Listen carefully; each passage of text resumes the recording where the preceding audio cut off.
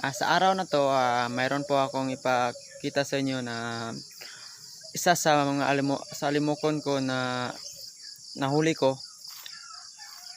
After 1 year, kumakampay na siya mga bay.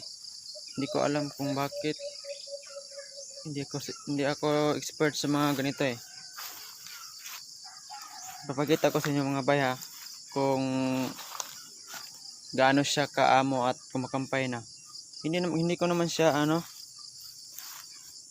yung laging hunt. Siguro mga 4 na beses pa lang. Nagtataka po ako mga bay kung bakit ganun. Sa mga dyan, expert dyan, anong masasabi nyo sa ibon na to?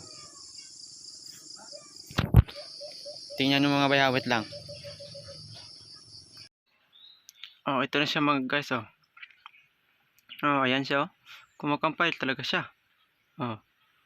Ayan yan habang kumakampay. Iwan ko mga bay kung ano to, pispis ba to or malaki na ito nung nahuli ko kumakampay siya. Iba naman ito nandito po ang aking isang pispis sa kabila. Kumakampay talaga siya. Dito sa kabila ipakita ko sa iyo. Yan Ayan. Ito. Akala ko na pinalitan yung payong, yung takip. Ayan ang lakas kumampay Ayan siya. Nandito naman yung isa yan yung pispis ko, real pispis ayun lang yan siya.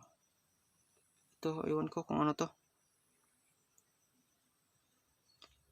Ito hindi yan pusa yan. Pusa ng magulang ko. Ito nataka ako kung ano to. Pispis ba or hindi. So yung mga bay, hanggang dito lang tayo. Hanggang sa susunod mga bay.